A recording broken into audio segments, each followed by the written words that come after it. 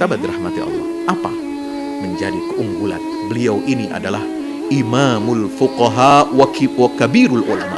Seperti diriwayatkan Imam Al-Hakim, beliau ini adalah pemimpinnya golongan para ulama. Ketika nanti di padang mahsyar akan masuk ke dalam surga, beliau yang memimpin rombongan para ulama. Beliau ada di depan rombongan ulamanya umat Rasulullah ini, dalam di depan itu selemparan batu birabwatin. Itu hadis riwayat Imam Al-Hakim. Mengapa?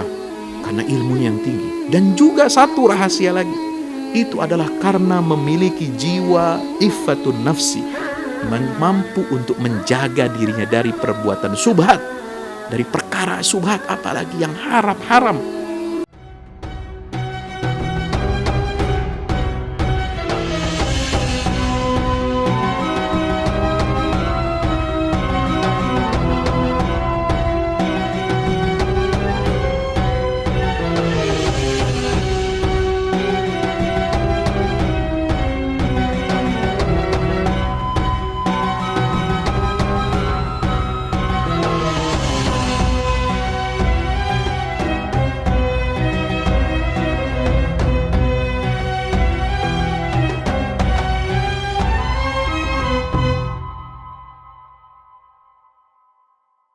Assalamualaikum warahmatullahi wabarakatuh.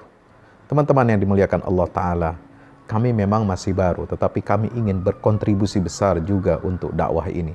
Sebagaimana sahabat Rasulullah Hassan bin Thabit yang berjuang untuk surga, maka kami juga betul-betul merindukan surganya Allah Subhanahu wa Ta'ala.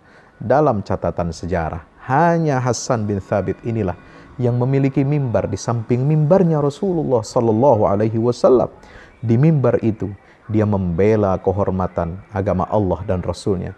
Di mimbar itu dia membela Islam.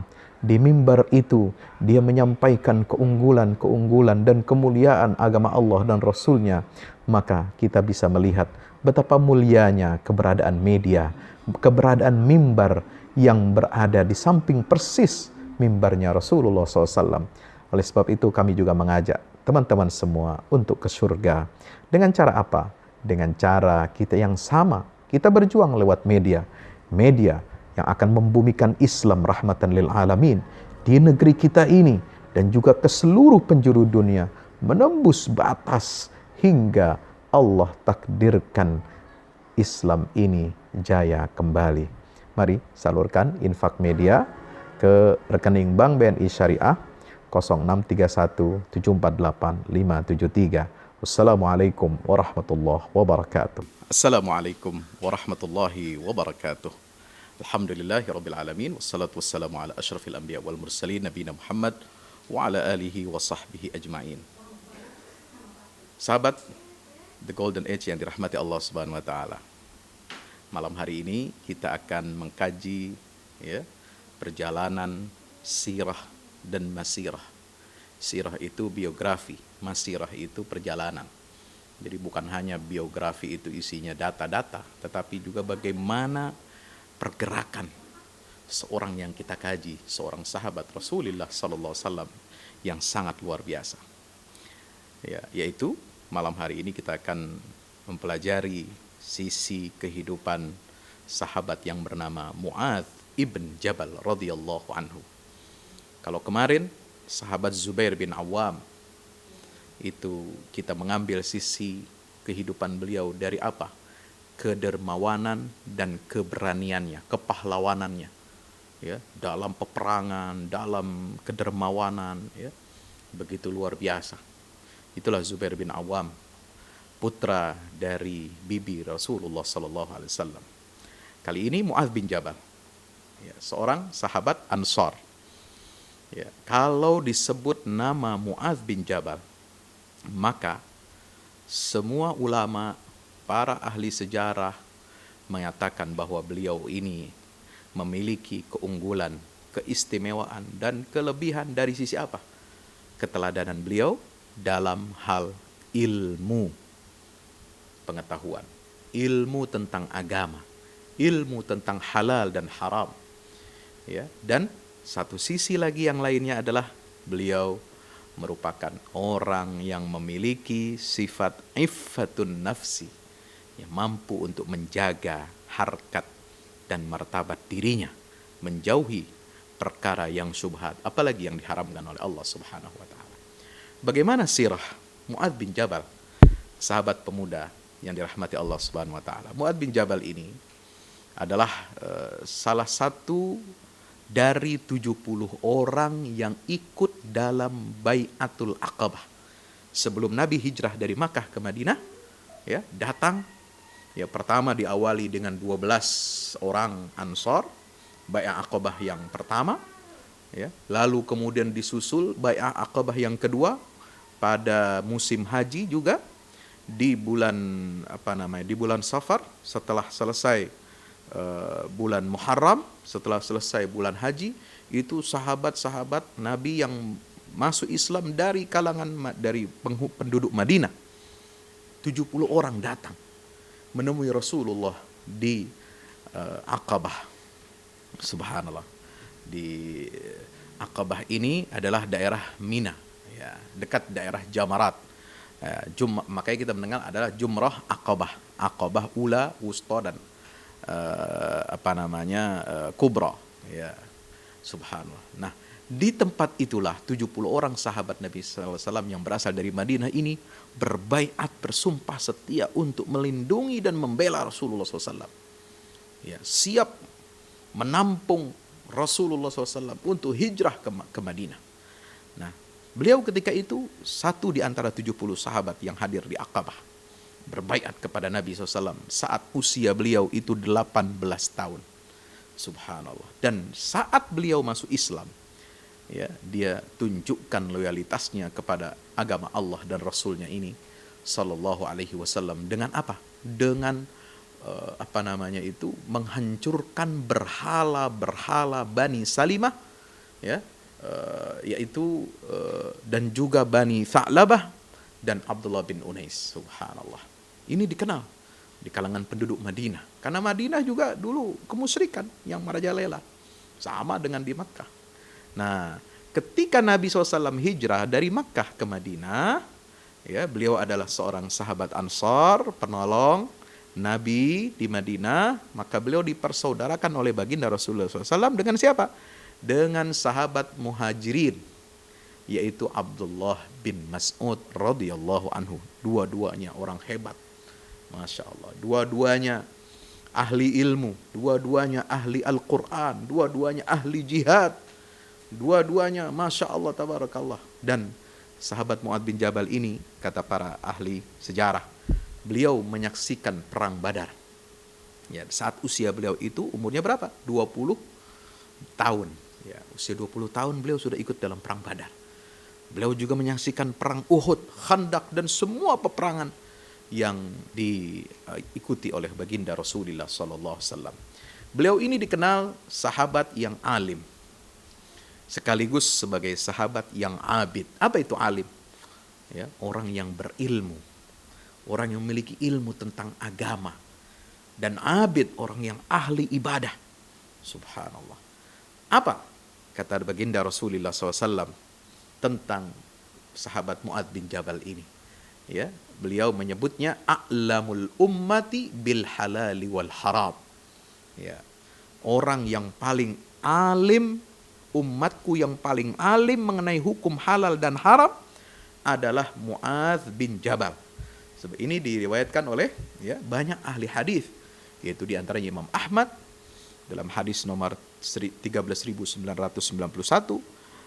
riwayat Imam Ibnu Majah dalam Sunan Ibnu Majah, ya, hadis nomor 154, Imam At-Tirmidzi dalam hadis nomor 3790, juga Imam dalam Sahih Ibnu Hibban dalam nomor hadis 7131, dan Imam Al-Hakim dalam Mustadrak hadis nomor 5784. Subhanallah.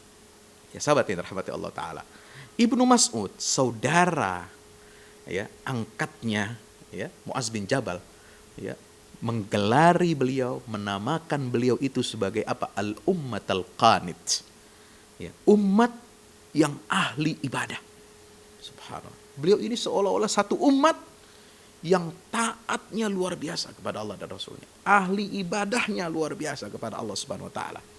Ya, maka disebut oleh Abdullah bin Mas'ud saudara beliau yang diangkat oleh Nabi SAW ketika beliau hijrah ke Madinah, yaitu apa? Al-ummat al-qanit, seorang umat yang mewakili umat yang ahli dalam ibadah. Subhanallah. Beliau dikenal apa?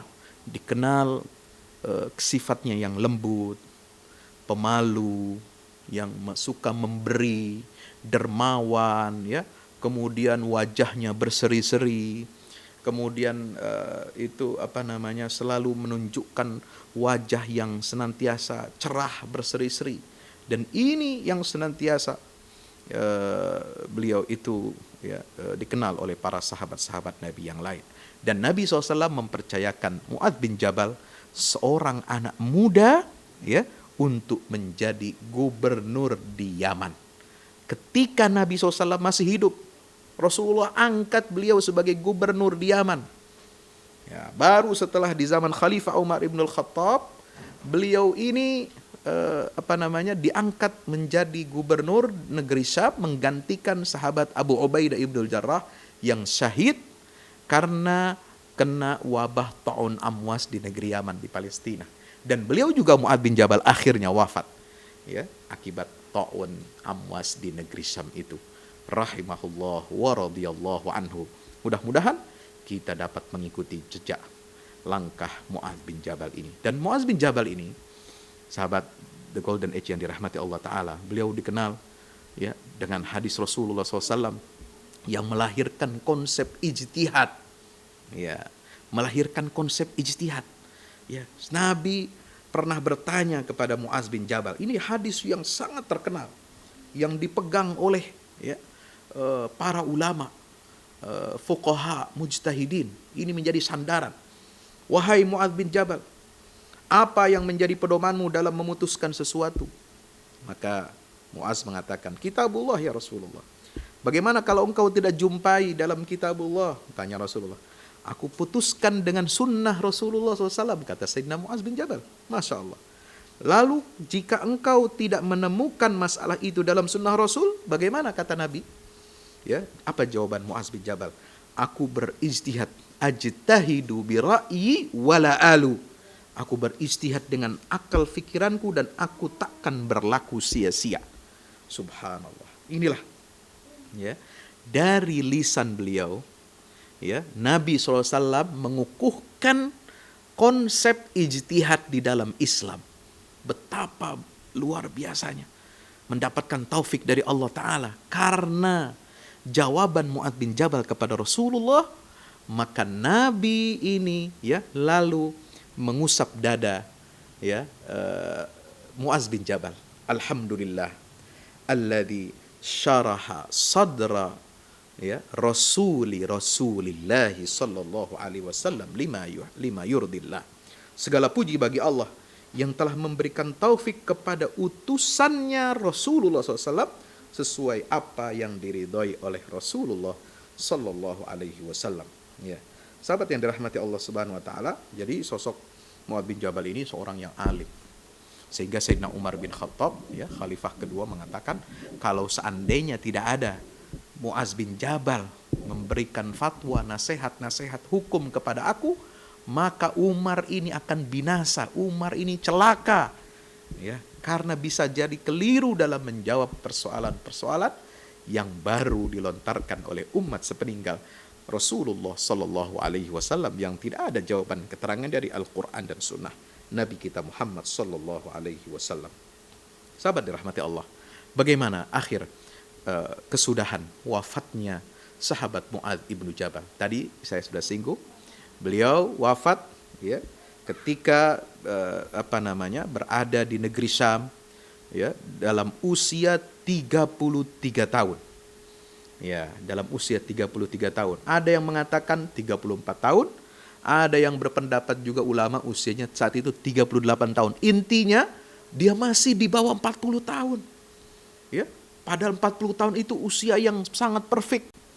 Ya, ada pepatah Inggris mengatakan life is beginning at 14.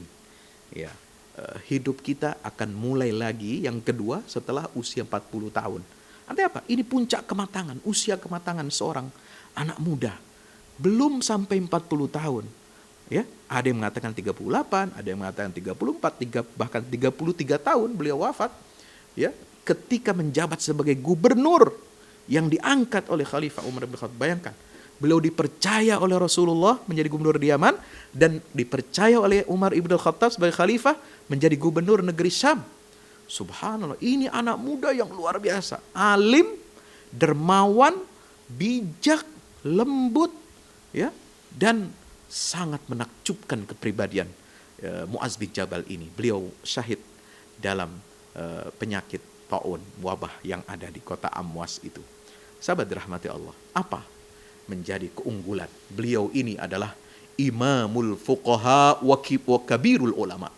Ya, dinyatakan dalam hadis Nabi SAW, ya, yang diriwayatkan oleh banyak sahabat, ya, beliau itu adalah seperti diriwayatkan Imam Al-Hakim, beliau ini adalah pemimpinnya golongan para ulama, ya, ketika nanti di padang mahsyar akan masuk ke dalam surga, beliau yang memimpin rombongan para ulama. Beliau ada di depan rombongan ulamanya umat Rasulullah ini, ya, di hadapan beliau ini berada di depan rombongan ulama itu, dalam di depan itu selemparan batu birabwatin. Itu hadis riwayat Imam Al-Hakim. Mengapa?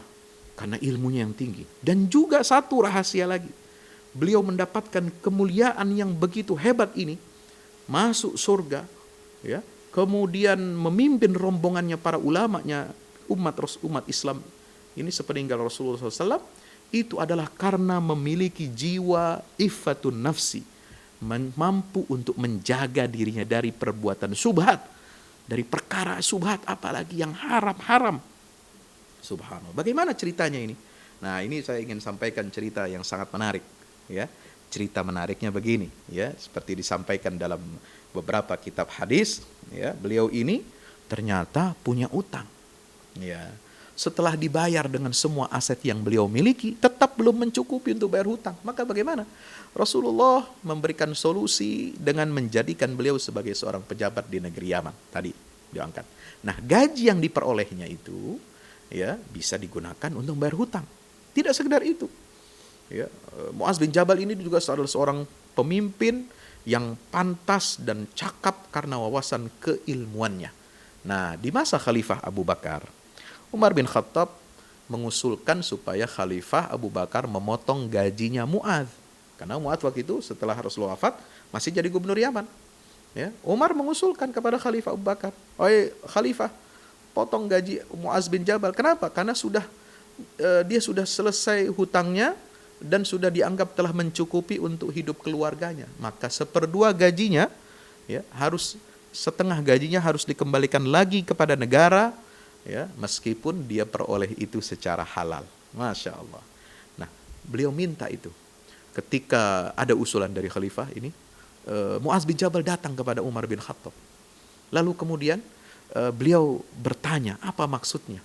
Bukan karena aku ini iri, kata Umar bin Khattab, tapi engkau kan diangkat jadi pejabat itu, ya, untuk melunasi hutang-hutangmu, dan engkau sudah hutang, lunasmu sudah hutang, dan ini harus dikembalikan pada negara. Subhanallah. Ya, Mu'adz bin Jabal dengan argumentasinya, dengan ilmunya dan kelembutannya, beliau sampaikan argumentasi itu kepada Umar bin Khattab. Tetapi Umar bin Khattab tetap mengusulkan kepada Khalifah Abu Bakar Siddiq radhiyallahu taala anhu. Nah, tetapi Mu'adz bin Jabal adalah orang yang luar biasa. Beliau sangat menghormati sosok dua sahabat Nabi yang paling senior, Abu Bakar dan Umar bin Khattab. Akhirnya beliau terima keputusan itu dengan lapang dada. Bahkan setelah itu keesokan harinya dia datang kepada Umar dan langsung merangkulnya sambil berderai air mata. Apa kata Mu'adz bin Jabal kepada Umar bin Khattab? Wahai Umar, tadi malam aku bermimpi, ya, aku bermimpi terjun ke dalam air yang deras hingga saya cemas, ya, kalau saya ini akan tenggelam. Untung Anda datang, wahai Umar, dan datang Anda, ya, ambil tangan saya dan menyelamatkan saya keluar dari air yang deras itu. Subhanallah. Ini diriwayatkan oleh Imam Abdul Razak dalam kitabnya Al-Musannaf jilid 8 nomor 15.177. Subhanallah. Jadi, sahabat dirahmati Allah, ini adalah orang yang luar biasa. Ya, sahabat Nabi harus kita jadikan teladan, inspirasi. Ya, semangatnya menuntut ilmu, menjadi orang alim, kemudian terpilih menjadi pejabat, dia amanah, dia punya sifat zuhud, punya sifat wara, ya, tidak suka mengambil barang atau harta yang haram, dan dia ikhlaskan setengah hartanya itu diserahkan kepada negara karena khawatir apa? Itu tidak sesuai dengan apa tujuan yang pertama kali Rasulullah SAW angkat beliau sebagai pejabat di negeri Yaman. Subhanallah. Itulah sosok Muaz ibnu Jabal radhiyallahu taala anhu. Apa nasihat Muaz bin Jabal kepada kita semua? Nah, di sini ada panjang. Ya, di antara nasihat-nasihat beliau Muaz bin Jabal ini kepada kita semua, ya, di antaranya diriwayatkan dalam kitab-kitab hadis, dalam kitab-kitab sirah, dalam kitab-kitab zuhud, ya, ta'allamul ilm fa inna ta'allumahu lillahi khasyatun wa talabahu ibadatun wa mudzakaratahu tasbihun. Subhanallah. Pelajarilah ilmu, karena mempelajari ilmu itu niat karena Allah, itu adalah suatu bentuk rasa takut kepada Allah. Menuntut ilmu itu adalah ibadah. Ya, mempelajari mudzakarahnya itulah bentuk tasbih kepada Allah Ta'ala. Membahas ilmu itu adalah jihad di jalan Allah. Mengajarkan ilmu itu ta'limahu liman la ya'lam sadaqah. Mengajarkan ilmu kepada yang tidak tahu, sedekah. Wa badlahu li ahlihi qurbah. Ya, menghadiahkan, ya, ilmu amal soleh kepada orang yang berhak, itu adalah salah satu taqarrub kepada Allah Subhanahu wa ta'ala. Li'annahu ma'alimul halal wal haram.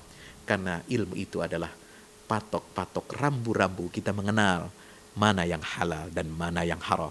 Wa manaru ahlil jannah, dan dia adalah pelita yang akan dibawa cahaya, yang akan dibawa oleh ahli surga. Wal unsu fil wahsyah, ilmu itu adalah teman dikala kita sedang sendirian. Wassahibu fil ghurbah, dia adalah teman pada saat kita sedang terasing. Wal muhadditsu fil khalwah, dia adalah teman bicara kita ketika kita sedang berkhalwat sendirian. Wad dalilu ala sarra'i wad dharra, ilmu itu adalah, ya, menjadi petunjuk bagi kita dikala senang ataupun dikala susah. Wassilahu alal a'da, ilmu itu adalah senjata kita untuk melawan musuh. Wa zainu indal akhilla, menjadi perhiasan di hadapan sahabat-sahabat. Yarfa'ullahu ta'ala bihi aqwaman wa yaj'aluhum fil khairi qadatan wa immatan. Allah mengangkat, ya, dengan ilmu itu kaum-kaum dan menjadikan mereka menjadi pemimpin-pemimpin dan imam-imam dalam kebaikan. Tuktabasu atharuhum, ya, jejak mereka akan ditiru. Wa yuqtada bi fi'alihim, mereka akan diteladani. Wa yuntaha ila ra'ihim, ya, semua akan berakhir kepada pandangan pendapat orang-orang berilmu. Targhabul malaikatu fi khullatihim, malaikat sangat senang untuk menemani, mendampingi para ulama ini. Wa bi ajnihatiha tamsahuhum, dan dengan sayap-sayapnya malaikat itu akan melindungi kita. Yastaghfiru lahum kullu ratbin wa yabis, ya, semua yang basah dan yang kering, ya, memintakan ampunan maghfirah kepada Allah buat orang-orang yang berilmu. Hatal hitanu fil bahri wa hawamuhu, sampai ikan-ikan yang ada di lautan dan juga semua binatang-binatang. Subhanallah. Kenapa? Li'annal ilma hayatul qulubi minal jahal. Ilmu itu kehidupannya hati, menjadikan hati kita hidup, membangkitkannya hati kita itu dari kejahilan. Wa misbahul absaru minaz zulm, dan menjadi lentera bagi mata kita untuk menyingkap kegelapan-kegelapan. Subhanallah. Itulah sahabat Muaz bin Jabal. Sahabat muda, the golden age, hidup dan mati untuk Islam. Mari teladani akhlak, kepribadian, karakter dari umat terbaik. Khairul qurun, khairu ummatin ukhrijat linnas, dari orang-orang pilihan. As-sabiquna al-awwaluna minal muhajirin wal ansar. Bersama Muaz bin Jabal, kita berdoa kepada Allah agar Allah kumpulkan kita nanti di dalam surganya bersama Nabi dan para sahabatnya. Wassalamualaikum warahmatullahi wabarakatuh.